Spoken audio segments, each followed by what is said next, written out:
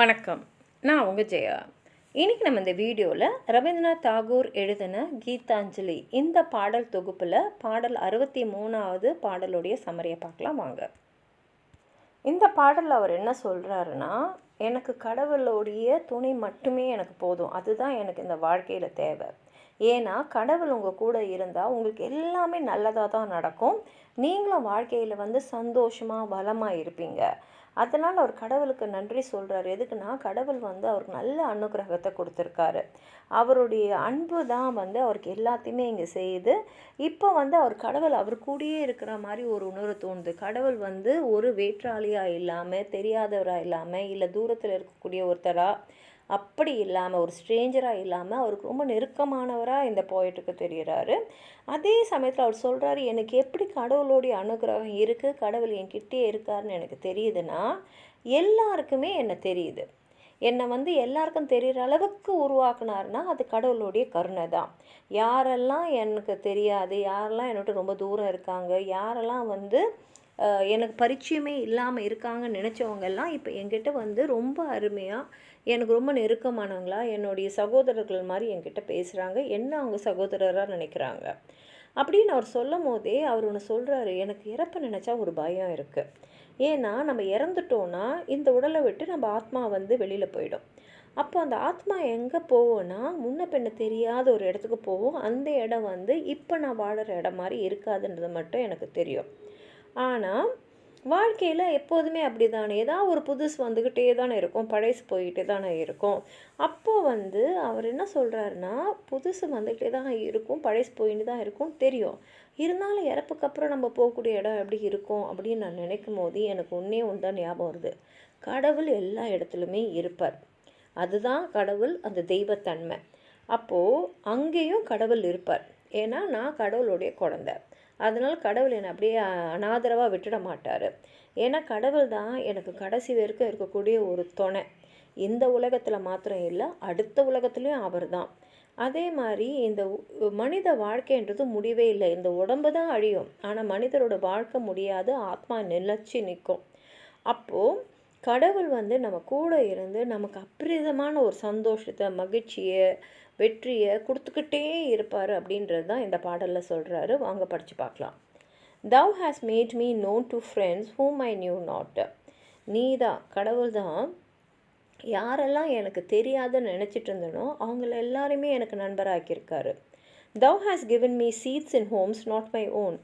கடவுள் தான் எனக்கு சொந்தமில்லாத வீட்டிலலாம் கூட எனக்கு ஒரு இடத்த கொடுத்துருக்காரு. அந்த இடத்த கொடுத்துருக்காருன்னா அந்த வீட்டில் இருக்கக்கூடிய மக்களோட மனதில் எனக்கு ஒரு இடத்த கொடுத்துருக்காரு. Thou has brought the distant near and made a brother of the stranger. என்னோட விட்டு ரொம்ப தூரம் இருக்கிறவங்களெல்லாம் எனக்கு நெருக்கமானவங்களா, ஒரு பரிச்சயமானவங்களா உருவாக்குனதும் கடவுள் தான்.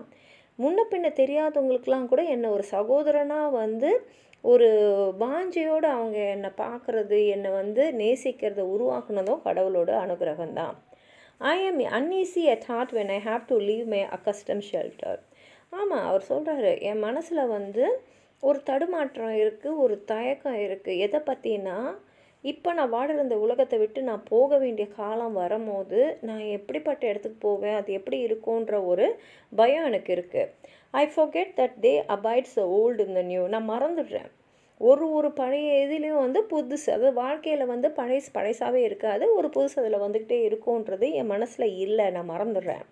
And that they also thou abidest. அதே சமயத்தில் எல்லா விஷயத்துலையும் நீ இருக்க, அதாவது கடவுள் இருக்காரு. அப்போது இந்த உலகத்தில் கடவுள் இருக்காருன்னா அடுத்த உலகத்துலையும் கடவுள் இருக்கணும் இல்லையா, அதுதானே தெய்வத்தன்மை. அப்போது எங்கே போனாலும் கடவுள் இருப்பார். இந்த உலகத்தில் நான் உயிரோடு இருந்தாலும் சரி, இந்த உடலை விட்டு நான் அடுத்த உலகத்துக்கு போனாலும் சரி, எல்லா இடத்துலையும் கடவுள் கண்டிப்பாக இருப்பார். Through birth and death in this world or in others, wherever thou leadest me, it is thou, the same, the one companion of my endless life.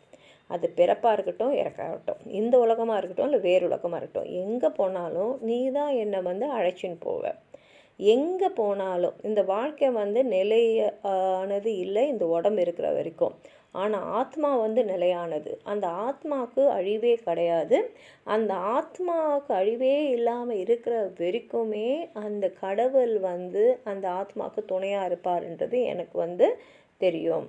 Whoever linkest my heart with bonds of joy to the unfamiliar. நீங்கள் கூடவே இருந்து நான் எங்கே இருந்தாலும் சரி, எப்படிப்பட்ட உலகத்தில் இருந்தாலும் சரி, எனக்கு அளவில்லாத ஒரு சந்தோஷத்தை கொடுத்துக்கிட்டே இருப்பீங்க. எனக்கு முன்ன பின்ன தெரியாத ஒரு இடமா இருந்தாலும் சரி, பரிச்சயம் இல்லாத இடமா இருந்தாலும் சரி, எதுவாக இருந்தாலும் அங்கேயும் எனக்கு சந்தோஷத்தை கொடுக்கக்கூடிய ஆள் நீங்கள் தான். ஏன்னா அங்கேயும் நீங்கள் தான் இருக்க போகிறீங்க, இங்கேயும் நீங்கள் தான் இருக்கீங்க. when one knows thee, ஒருத்தருக்கு வந்து உங்களை தெரிஞ்சிடுச்சு அப்படின்னா, then alien there is none, then no door is shut. அப்போ அவங்களுக்கு வந்து வெளி ஆளுன்றது யாருமே இல்லை, தெரியாதது ஒன்றுமே இல்லை, மூடின கதவுன்றதே இல்லை. எல்லா இடமும் அவங்களுக்கு திறக்கும், எல்லா இடமும் வந்து அவங்களுக்கு பரிச்சயமான இடமாயிடும், எல்லாருமே அவங்களுக்கு நெருக்கமானவங்களாயிடுவாங்க. ஓ கிராண்ட் மீ மை ப்ரேயர், என்கிட்ட ஒரே ஒரு வேண்டுகோள் தான் இருக்குது, ஒரே ஒரு வேண்டுதல் தான் இருக்குது. and that I may never lose the bliss of the touch of the one in the play of the many. அதாவது நாங்கள் எப்போதுமே உன்னோட தொடர்புலையே இருக்கணும். நீ வந்து பன்மைத்தன்மை முடிந்த எல்லா இடத்துலையும் இருக்கிறோம். உன்னுடைய நெருக்கம் எனக்கு எப்போதுமே வேணும், உன்னோட ஆசீர்வாதம் எனக்கு எப்போதுமே வேணும். அந்த சந்தோஷம், அந்த பரிச்சயம், அந்த நெருக்கம் வந்து எனக்கு எப்போதுமே இருக்கணும். இதுதான் வந்து என்னுடைய ஒரே பிரார்த்தனைன்னு சொல்லி அவர் இந்த கவிதையை முடிச்சிருக்காரு. உங்களுக்கு எதாவது சொல்லணும்னு நினச்சிங்கன்னா கீழே இருக்கிற கமெண்ட் பாக்ஸில் எழுதுங்க. இந்த வீடியோ லைக் பண்ணுங்கள், உங்கள் ஃப்ரெண்ட்ஸோடு ஷேர் பண்ணுங்கள். சப்ஸ்கிரைப் பண்ணாதவங்களாம் ப்ளீஸ் சப்ஸ்கிரைப் பண்ணி சப்போர்ட் பண்ணுங்கள். நன்றி.